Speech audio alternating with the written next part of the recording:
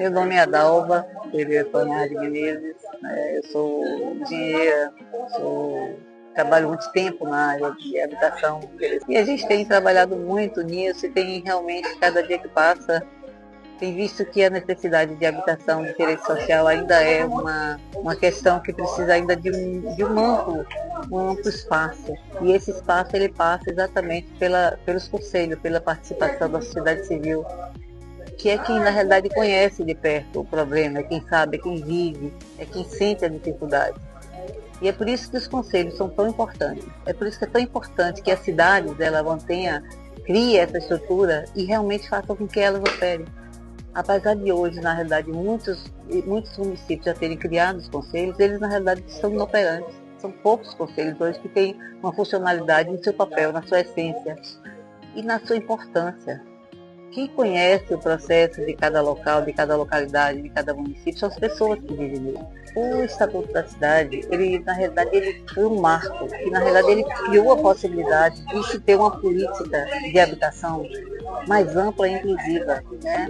Quando você estabelece a função social da propriedade e a necessidade do planejamento participativo, a partir daí você cria um vínculo com a comunidade, com a sociedade de uma forma geral, que é exatamente quem vive a situação, o problema do dia a dia. E essa sociedade é que vai trazer alguns encaminhamentos e vai trazer realmente uma posição, um controle em relação às ações que são feitas pelos gestores. Hoje, na realidade, os municípios eles têm uma obrigação de ter o CPF, que é exatamente o conselho onde a sociedade está ali presente para poder discutir, para acompanhar, para projetar, para participar efetivamente. O plano, na realidade, é quem vai direcionar todas as ações que podem ser feitas. Todos os municípios, apesar de ter umas carências, algumas carências que são similares, mas cada um tem sua carência específica. Os territórios hoje de identidade, por exemplo, hoje da Bahia, eles têm necessidades totalmente diferentes. E dentro desses territórios, as necessidades são, inclusive, muito mais divergentes. Hoje você tem que ter um tratamento muito especial em relação à comunidade, à população da comunidade indígena, as comunidades tradicionais hoje devem ser tratadas de forma diferenciada, porque a cultura é uma cultura específica. E essa cultura ela tem que ser valorizada. E quando você tem a representatividade de cada um desses jeitos, cada um dessas faixas dentro de um conselho, você pode, a partir daí, definir políticas próprias que são direcionadas e que atendam muito mais aos anseios e às necessidades de cada um deles. E quando a gente fala sobre o fundo é exatamente a forma que se tem de se ter uma política contínua, de se ter uma ação, que não uma ação que seja interrompida por cada programa que sai. É necessário que se capte todas as ações que tem hoje a nível de programa federal ou estadual, mas os municípios eles precisam ter uma vida própria em relação às suas políticas públicas. E a política de habitação, mais que qualquer um, ela precisa disso. Ela precisa de uma alimentação contínua, desses recursos que tem que ter, a partir daí você poder ter uma programação, e essa programação deve ser discutida e homologada dentro dos conselhos, para que as necessidades e a prioridade sejam estabelecidas a partir daí. Hoje nós temos muitas avaliações com os dados secundários, mas são os dados reais, onde você tem a testemunha das comunidades que vivem as situações, dos problemas das favelas, dos problemas das áreas que são superadensadas, o problema dos impactos hoje que está se tendo. É a partir daí que nós podemos decidir e definir quais são as reais necessidades e qual é a prioridade que deve ser dada para cada uma das intervenções que deve ser feita na área de habitação e direito social. O que seria o Brasil daqui a 20 anos, se o Estatuto da Cidade fosse cumprido? A gente poderia hoje, na realidade, imaginar que muitas das nossos problemas hoje, que são para poder você resolver o problema da habitação e direito social, seriam resolvidas a curto espaço de tempo. É evidente que, na realidade, a produção de unidade habitacional, por si só, é um eixo que, na realidade, ele tem um custo muito elevado. Mas por isso é que tem que ser as alternativas. Você tem que ter, por exemplo, uma ação de assistência técnica. Hoje, uma boa parte das habitações, do atendimento da habitação e direito social, ela é feita através de uma autoconstrução da comunidade.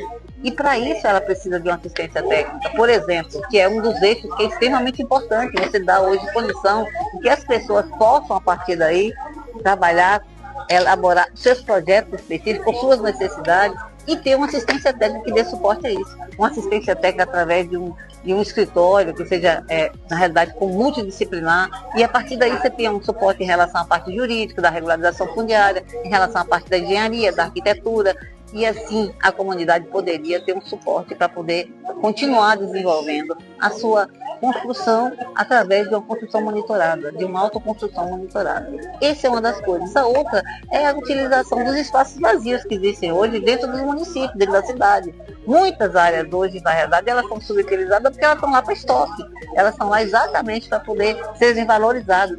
Outra questão que você tem que considerar muito, os investimentos que são feitos pelo poder público, os grandes investimentos, as vias que são abertas, os investimentos que são feitos a nível da infraestrutura grande, e que não é levado em consideração aquilo que poderia ser transformado em recurso para a habitação de interesse social, ou até mesmo definindo áreas que pudessem ser utilizadas a partir dali para a habitação de interesse social, porque estaria junto do transporte, da mobilidade, estaria junto dos serviços, dos equipamentos. Então, essa é uma das linhas que podem ser trabalhadas se você considerar o Estatuto da Cidade. É você realmente usufruir desse benefício que é feito pelo próprio governo e, a partir daí, aplicar ele para quem realmente interessa, para a habitação de interesse social, para a comunidade realmente que precisa disso, precisa desse subsídio, precisa desse tratamento diferenciado. Então, eu acho que hoje, se a gente tivesse realmente esses instrumentos sendo aplicados, a gente estaria com uma garantia de uma qualidade de vida muito mais ampla para todos, principalmente para a população hoje que mais é sacrificada. E uma coisa que é extremamente importante, é importante que isso passe a ser uma obrigatoriedade dos municípios, dos gestores. Por isso que o CPF deveria ser uma condição sine qua non para que a liberação de recursos pudesse ser repassada para os municípios que tivessem regular em relação a essa situação. Porque aí você está ouvindo realmente a comunidade, através do conselho, você está fazendo um trabalho em cima, uma projeção de uma atuação de projeto, de atuação de obra, em cima de um planejamento onde você definiu o que é prioridade, quais são os seus pontos mais críticos. Você estaria, a partir daí, trabalhando em cima de um fundo, ou seja, com ações específicas que os instrumentos do Estatuto da Cidade lhe conferem, para poder você conseguir realmente alimentar o fundo de maneira contínua e com esse recurso você aplicar na habitação de interesse social de forma paulatina e garantindo uma continuidade das ações e uma continuidade das políticas articuladas de saneamento, de infraestrutura, de equipamento, de saúde, de educação, exatamente congregando para um objetivo que seja um planejamento totalmente integrado, onde você possa estar atendendo a todos esses aspectos.